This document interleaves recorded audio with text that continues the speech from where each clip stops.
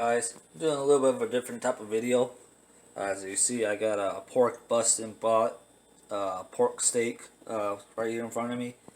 I'm fixing to make this for dinner, and yeah, um, got this off from Winn-Dixie.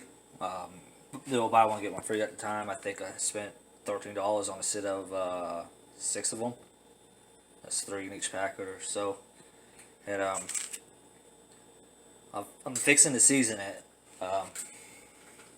You can do seasoning any way you really want. You know, salt, pepper, no seasoning at all, whatever. Some fancy stuff. But I kind of got my own little recipe, so to call.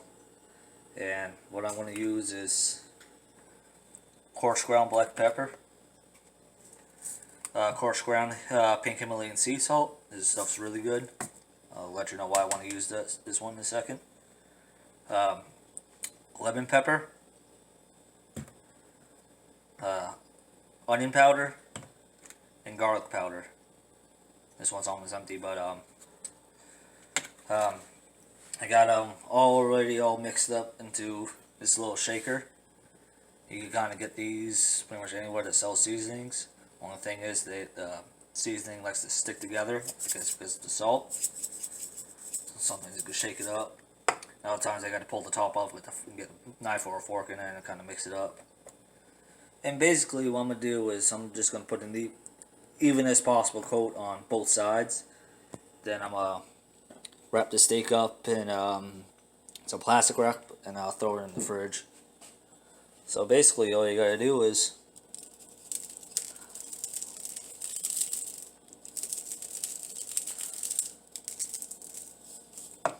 take that, it's nice and even. Flip it over again. This is also how I do my steaks and chicken and stuff like that. Though, sometimes I also play with the flavor a little bit. Like I'll put some herbs in here, say like rosemary, oregano, parsley, basil, what have you. This is just more like, sort of like my all-purpose stuff. And later on, if I want to, I'll take like just whatever and throw it on top of there. But so this pretty much lays the main foundation of it. Like I say, you can do whatever you want. Salt and pepper, different types of salt, kosher salt, whatever. The reason why I like using the pink Himalayan sea salt is because it's not as aggressive tasting as, say, like regular iodized salt, and it's a little bit sweeter than just plain sea salt. Though kosher salt is more fitted for meats and stuff like that, but pink Himalayan sea salt is my go-to because I put this on practically everything. I like the coarse ground black pepper because it's more surface area, and black pepper is actually my favorite seasoning. Lemon pepper, just for a little extra flavoring, really. And of course, garlic and onion powder are just like a basic meat seasoning. So anyway, now I'm gonna go ahead and wrap it up in plastic. Then I'll throw it in the fridge for a few hours. So see y'all in a second once I got this wrapped up, because I can't do that one-handed, unfortunately. It doesn't have to be perfect. You basically just have it wrapped up to kind of make sure the moisture don't really like leave the steak too much, and also so whatever happens to be in the fridge, like say water or whatnot, that may drip doesn't get onto the meat. You just use whatever plastic wrap. I just got the Walmart brand plastic wrap right here. This is extremely hard to rip off for some reason on like the aluminum foil. What I do is I pull it out as much as I need, and I put my hand up against the edge of the box, and I'll pull the box away, like kind of in an upwards motion. So if you just try to tear it off, it's just going to cause the wrap to fold up onto itself, and since it's static cling, it's just a pain. So now basically you just take this and stick it in your fridge, and you just wait a couple hours. Alright, so see y'all once I'm ready to actually cook it. Alrighty, so it's been a few hours now. I started at about 3:30ish, and it is about 8 o'clock now. And That should have gave enough time for the seasoning to kind of really set into the meat. And if you're hearing a noise in the background, that's a toaster oven going. I got it set to convection mode. Making some tater tots with this. Of course, that's just, take them out of the bag, throw them on a pan, and throw them in there for a specific time. But so ignore that. Anyway, what you're gonna do is you're gonna get a good sized frying pan. This is the biggest one I have as of right now. And you're gonna grab some vegetable oil. This is canola oil. I know it doesn't have the label on it, but it's canola oil. You also use vegetable oil, peanut oil, whatever oil that you want. I just prefer the canola oil because it seems to be the best all around when it comes to frying stuff. Standard vegetable oil will be another good choice in my opinion. But that cat eats loud. Anyway, so what you're gonna do? Just gonna grab the canola oil and just add a little bit. Say probably about that much. It might be a little too much, but about that much. I say that's probably about tablespoons worth, maybe 2 tablespoons worth. I don't know. I just kind of go off of sight.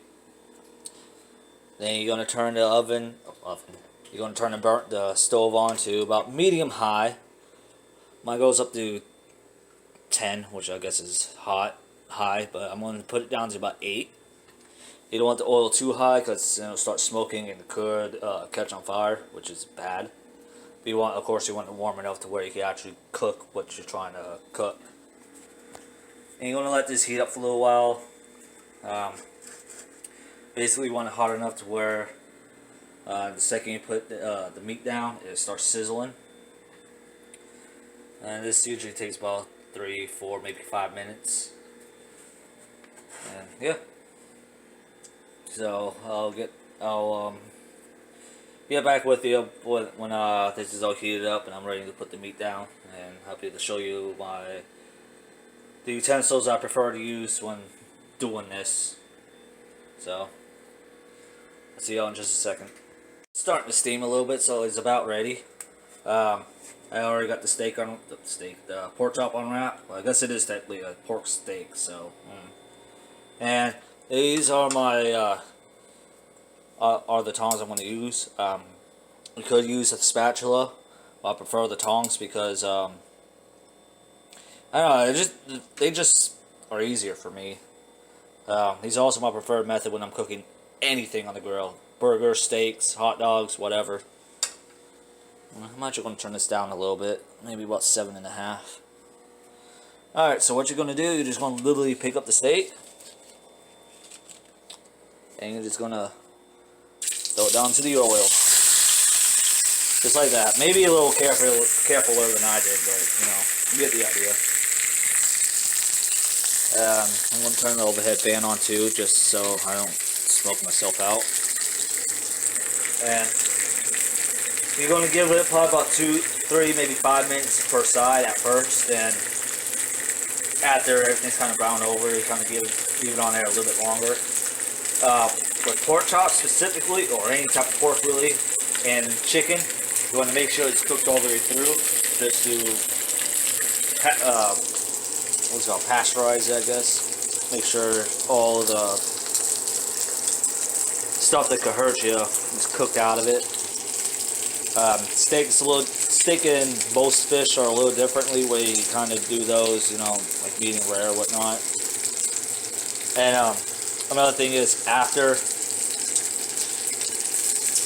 you cook this, you don't want to put it on the same plate because you get cross-contamination and stuff like that. So make sure after you get done cooking it, you just serve it on a clean plate. So this plate, I'm just going to throw out. It's a paper plate. So yeah, and basically, like I said, let it brown on this side and flip it over, let it brown on the outside, and just kind of let it go until it's cooked. Another tip is you want to make sure you have some type of shirt on. For the same reason why when you're frying bacon, the oil can splash and get on you, and it doesn't really hurt. It's just very unpleasant. Yeah, and you never know when there's going to be a big pop and a lot of dust splash on you, so always wear a shirt when you're frying anything, even with a little deep fryer. Alright, I know it's only been like probably 2 minutes, but I'm gonna flip it over. And that's basically what you want to see. So basically I'm gonna keep it like this for a while. I'm gonna throw my tater tots into the oven. And yeah. I'm gonna let this cook through, and I'll let you. I'll come back get you when it's cooked. And I'm ready to eat it. So I'll see y'all in a little bit. Alright, so the steak is about 3/4 the way cooked. It's still a little pink in the middle, and like I said with pork, you kind of want to make sure it's cooked all the way through. And what I'm gonna do, I'm gonna add just a little bit more seasoning to both sides. It's the same seasoning from earlier. My little seasoning mix. And just a little bit. I'll let that cook like that, and I'll flip it over again and do it the other side. You gotta do that because as it's cooking, or some of the seasoning will flake off. And you don't have to do this step. This is just something I personally like to do. And so I'm gonna go ahead and flip it over again.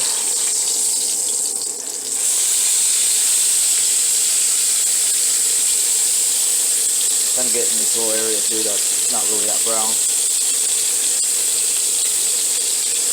Just like that. And this should be done probably about in the next 3, 4, maybe 5 minutes. Like I said, I'm mostly going off by what it looks like on the inside. Just, every once in a while, I just take the knife and just kind of like cut a little slit in the biggest portion of it. Normally you don't want to do that because they'll take all the moisture out of it, but because we're kind of frying it in oil, that's not really a problem. And as long as you don't like constantly stabbing at it every time, cut it, look at it, but it's still a little bit. You can give it like another 3 to 5 minutes. So that's how you do it. The best way to do it is with a little meat thermometer. You stick it in there and read the internal temperature. I believe it's got to be like 120 something degrees or something like that inside. Or a little bit hotter, I don't know. But anyway, I'm gonna get back to you like this when I'm getting ready to plate it, because there's some steps involved with that. Well, really only one step involved with that, but you know. So I'll see y'all in just a sec. Alrighty, so the sizzling's kind of died down, and I checked it a little bit ago. It's pretty much perfect. So I'm gonna grab a plate.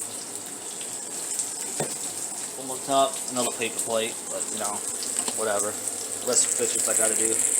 I'm just gonna turn the burner off. Move the steak off the burner. Then this is the step I was talking about. You're gonna grab the steak. Maybe I should move the plate over there, that way I'm not loosing across. You're gonna grab the steak. Pork chop, whatever you want to call it. Put it in the plate and let it rest for like 3 minutes. You want to let it rest so one, the oil kind of has time to drip off of it, and it kind of slows, hopefully it'll just start the cooking process to where it's not still cooking when you're trying to eat it, and it helps the juices and seasoning kind of settle down as well. So yep. I'm just waiting on my tater tots to get done. Then I'm gonna let those rest a little bit because those are gonna be too hot. And what you could do with the tater tots is used oil. You could drip that onto the tots and kind of help season the tots. So that's probably not a good thing to do. I'm not doing that tonight because too much oil. But yeah. So once my tater tots are done, I'm getting ready to do this. I'll sit at the table and I'll show you the finished meal. Alright, so see y'all when I'm ready to show it off, I guess. Alrighty, so here's the finished meal. Got my tater tots right there. I got more over on this side. I'm just out of room on this plate because this is a big ass piece of meat. Anyway, yeah. So that's pretty much how you pan fry a steak. Well, I don't know why I keep calling it a steak, guys. A Boston pork butt. But yeah. So I'm gonna go ahead and try to cut into it. I don't know if my phone will cooperate. No, it's not gonna cooperate.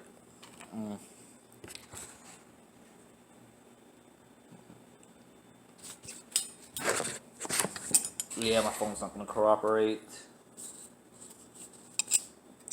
Anyway, let me try cutting into the steak and see how good it is. Worst case scenario, I'll just have to throw it back on the frying pan, but I don't want to do that. This side's a little bit dry. May have overdid it a little bit, but yeah. It is a little bit overdone. It is a little bit overdone, but you know, it's alright.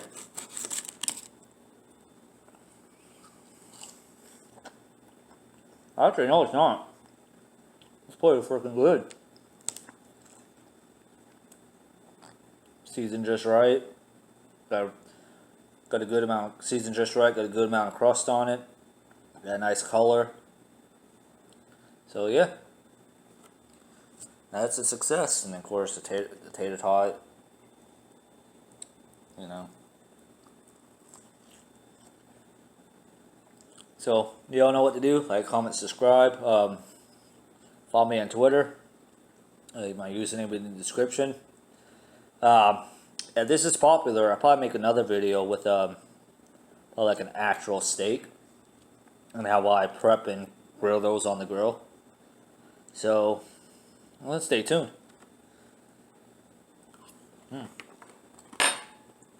It's freaking good.